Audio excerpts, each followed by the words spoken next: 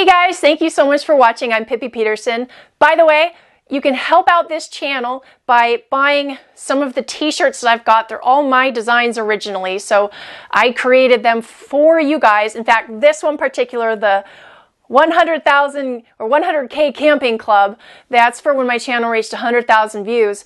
You can buy these t-shirts on the Teespring account that goes with this channel. I also have an RV Living Life on the Road shirt. I've got all the Greyhound stuff, which 100% of those sales goes to Greyhound adoption. And for anybody who's watched the channel long enough, you're familiar with the Righty Row t-shirts. And not only are they in different colors, which they use to be just the gray ones, they're now in any color. You can get them on hoodies, t-shirts, long sleeve shirts. You can get them on like pillows or anything like that now. So if you can check out the Teespring account, see if you're interested in a t-shirt, it really helps the channel and I appreciate it. So a lot of people, when they get into RV living, there's something that they're looking for. They're either looking for like that romantic dream of life on the road, or they're looking to save some money. And in my case, I started out specifically to save money. I wanted to see how I could live cheaply as possible to hopefully save money, and live in a place where I didn't have shared walls, where I didn't have to pay pet rent, and where I could move around. I had the flexibility to go to a different city or a different state if I wanted.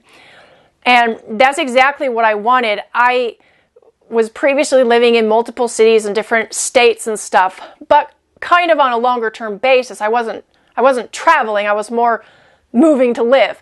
And for me, when I got my RV, I bought it so that I could move and then live. So I stayed mostly in the same towns for several months or even a couple years at a time, and then I could use the RV to move to a different place if I wanted. Now, so that would be one style of RV life, kind of going for the cheapest way to live and simplest, and it's in a way it's kind of maintaining life traditionally anywhere, either whether you're renting an apartment or living in a house.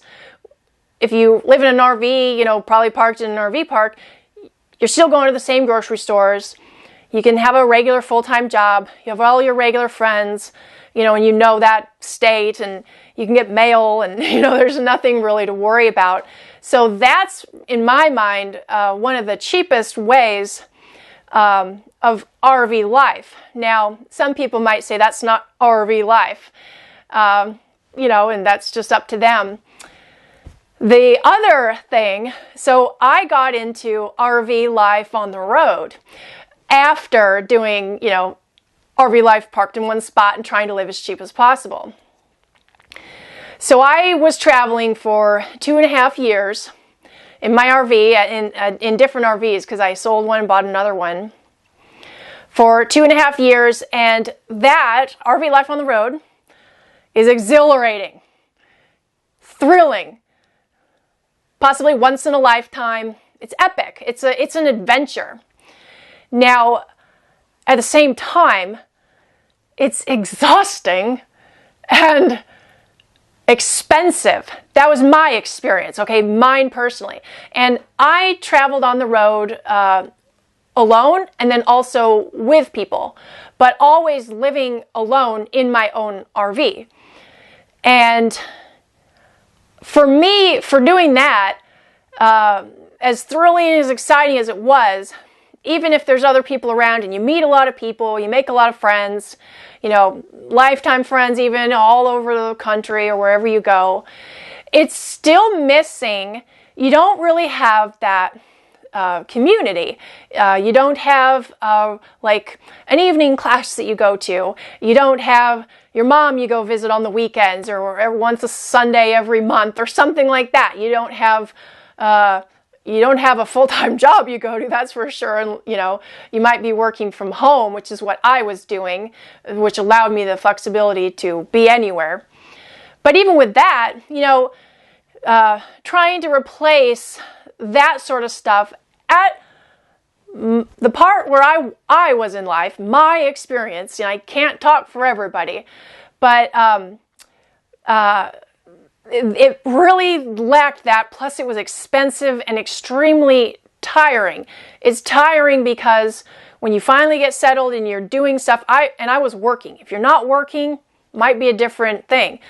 But it's like when I finally started getting to a project, then I had to drive again. And, a driving day is an entire day, no matter if you're going 30 minutes. If you're moving everything, it's you got to put everything away. If you got stuff on your countertops or, it all has to go away. So a driving day is a full day.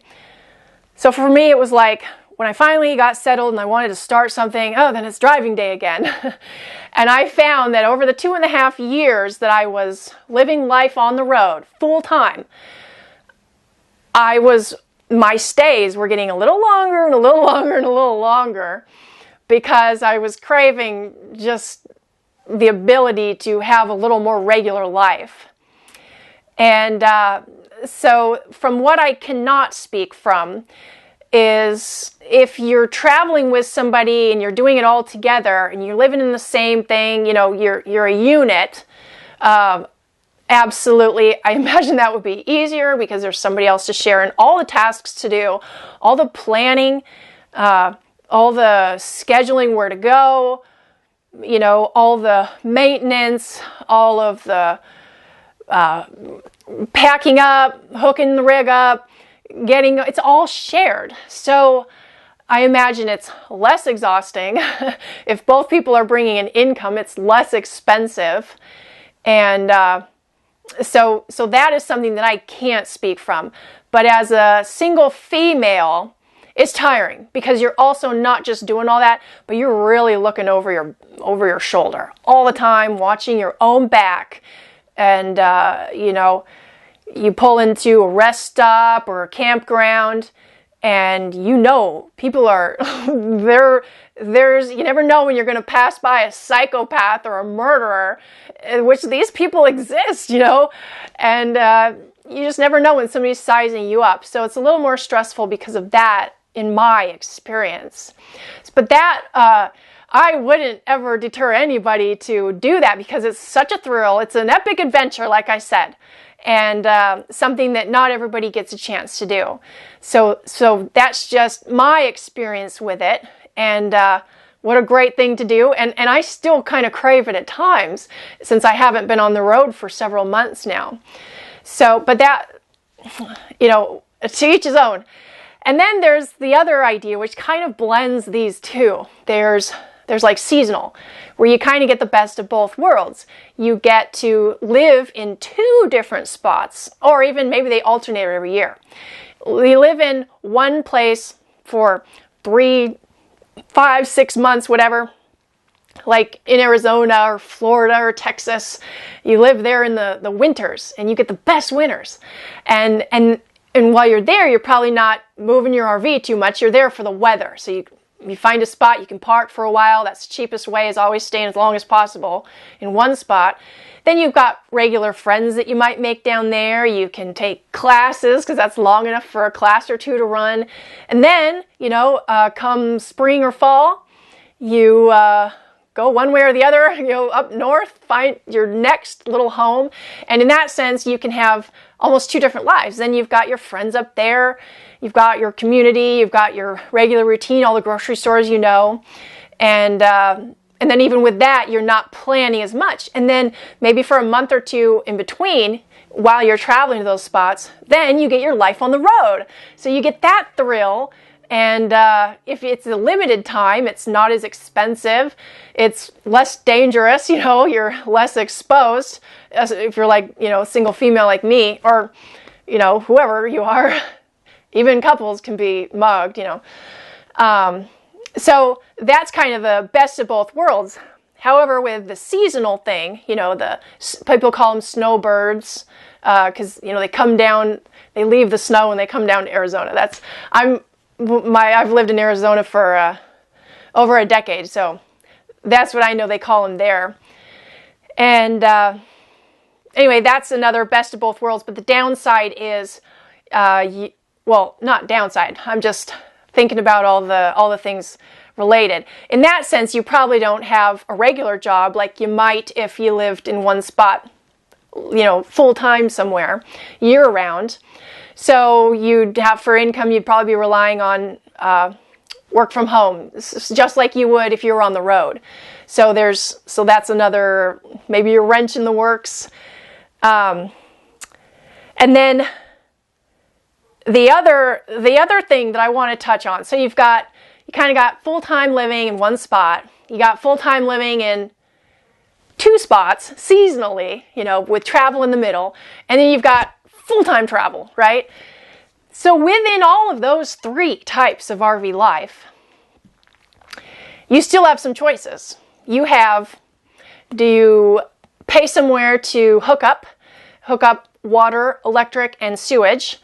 You have your full hookups. Or do you boondock? Now, a lot of people are interested in boondocking because it's free. And, well, oftentimes it's free. You can go to places where you pay and you're still boondocking or dry camping. But a lot of people are into the boondocking idea because it's like how to live as cheaply as possible. And that's what I was interested in. I thought, okay, once I got my RV, I was doing all the maintenance and stuff. I had my entire solar setup on it. I was like, I'm going into the sunset, parking, live as cheaply for free, have my own space or land, not mine, owned, on public land, like, now the word escapes me. Anyway, the places where you can park for free. Gosh darn it, what is that? Anyway, let me get the point out first. So you have these two different options, and I boondocked a lot when I was living on the road, right? Because there's just so many different things that come up while you're traveling that sometimes you boondock, or the best lake spots are dry camping or whatever. So after that, I revised my original approach of, I want to go out and live in the desert and live for as cheaply as possible, because this is what I found. So number one, on these places like public lands where you can park for free, and that's basically what it's for, and you'll find a lot of that out west. There are people, maybe like you and me, they want to go out to those locations and park and for recreational purposes, or even for a more not sustainable, but a more live on your own kind of terms, right?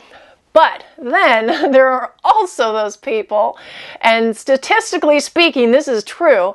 There are people that go out there because they're criminals, and because they're hiding out. And just like you might want to hide out and live your life in serenity and peacefulness, they want to go out there and live their life hiding as well, but for reasons that might not go with your lifestyle or personality. And I'm not saying if you do that, you will encounter those people. But what I am saying, and what is true statistically speaking, where people are on the run are often found by law enforcement, is out in these places. So that exists. Now, it also exists that you might find only the coolest people just like you that are out there trying to live a peaceful, happy life, more on their own terms, and enjoy sunsets more, or, camp out, have no one around. So, that's all happening out there. So there's that thing, which for me, when I started to realize that and see that, and even see some of those, maybe encounter these characters that would possibly be this fit the profile of some of the people that you might not want to meet. I changed my tune in thinking that, I'll just go out there and live for free and live cheaply, and I'll have made it. I'll have made it, understood it better than others, because then I'll have made life, win life, right? Live for free on beautiful land. well, my tune did change. The other thing that I found about boondocking, whether or not it was for free or whether it was paid, and when I'm talking about paid boondocking, I'm talking about like state parks or these other campgrounds where they often have more beautiful locations that don't have electric. And now one thing I'm not distinguishing, one thing I'm not distinguishing is some places have water, some places have no water. So you have water, electric, sewer, right? Some places often just have water. So that could be kind of called dry camping, but anyway, to not get into those differences, oftentimes you can find these parks that have beautiful spots like right on lakes. You back your rig right up, have the lake view, and oftentimes, and oftentimes not, they might have no hookups. So looking at the boondocking lifestyle, like I said, whether it's paid or free, you are managing. You're living on the water that you have in your tank, and fresh water. So you're managing your water a little more. Like you probably won't shower every day, and why would you? You're out in the forest, no one's around. Maybe it doesn't matter, and or you're not showering every other day, even depending on how long you're staying. But not only that, but then you're also looking at the amount of space you have in your gray tank. So your gray tank is not just getting the amount of fresh water, but it's also getting, other things you bring on board. Like if you didn't drink all your juice, you'll put it down the sink, and it fills up more than the fresh tank goes down. So you're managing your fresh water, and you're managing the intake of fresh water. You're managing the output of your into your gray tanks, and then you're also managing your black tanks. And now many places that are out like this, they don't have rules or limitations on can you dump your gray tanks. Okay, many people, they don't care if there's gray tank because it's only hand washing, it's dishes washing, and it's showering, that's it. No decent person is dumping their black tank anywhere except in sewage or, some sewage place. So let's go with that thinking that you might be dumping your gray tank, but you're never dumping your black tank into these lands where free public lands where anybody goes.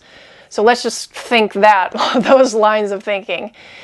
And for me, I could stay about a month, 3.5 weeks, maybe 4, before my black tank needed to be emptied out. So, but within that amount of time, your water's going down faster. Your water won't last that long. I have a big white freshwater tank on mine, and it still wouldn't outlast the black tank. So depending on, maybe there's water there at the campsite or whatever. Anyway, it's just management. It's management of a bunch of different things. So not only the water, but then and your sewage, but you're also managing your electric. So, basically you're living off battery power. And whether you charge up your batteries with the generator or you charge them up with solar, you're still living off of battery. So that's also being managed. It's not like many people who live in houses, they couldn't take their lifestyle and go boondocking. They wouldn't be able to watch all the TV or whatever. I mean, they'd have to be thinking, how far have I depleted my batteries? Has it gone too low for the day before I have to recharge it? And anyway, it's just something else to think about. It's not impossible. And many people do it lifelong, permanently on their off-grid homes. So that's totally doable. But to do it in an RV where you have less water, smaller tanks, all that, it's management. And then when you finally get hooked up to an RV spot where you have water, sewer, and electric, you're like, oh my God, I'm living the dream. So for me, it wasn't something that I found I would desire on a regular basis. But a month at a time, it can be very fun. So that was my experience with the boondocking. So whether it's boondocking long-term, whether it's boondocking, just trips along the road, or whether it's, boondocking full-time or whatever, for me, that lifestyle was a little bit too much to manage you know, I also work full time. There's people do it, right? So there's all sorts of options, and it depends on who you are, how you live, how you want to live, what you'll accept, what you like, what you don't like. And then one other thing that I didn't mention that I think is a great possibility if you can find it, is not necessarily parking on public lands or paying for a camping ground, but finding somebody's land or your own land. And I haven't ever owned land, but it's appealing to me because I've parked on people's property, and that's kind of the best of all the worlds, because you are farther removed. You know, you've got, and I'm not talking about parking in a driveway. I'm talking about people who have land, you know, and you don't, the neighbor's house is, you know, 5 stone throws away. So if I were to look at everything, all those different styles, you know, full-time in one spot, seasonal, or life on the road, boondocking or not boondocking, my preference is on land, whether you're paying somebody to park there or it's family, or even better if it's your own. How cool would that be? Of course, I can't speak to that experience because I haven't had it, but I can speak to what I think it would be like. I would do that, and personally, remember, this is just me, I'd like to stay in one spot and make that like a home base, but then be able to go out and travel for a month at a time, or 3 months, and then come back, you know, or even a weekend here and there. Having that home base, for what I've found, for having been on the road for 2.5 years, my mentality is, my psychology is a little bit better having a base and being able to have community, friends, take a class, you know, every Thursday or something. So that is what I've found. And share your experience. I'd love to hear. I know there's so many different things, and I know I've probably not mentioned some things that are that people have found to do. So those are quality experiences to share. So please post those in the comments. Please like and share the video, and also check out the t-shirts you can find them underneath the video. That'll take you to the channel's Teespring account, where you can buy shirts and different paraphernalia from there. Thank you guys for watching. We'll see you next time.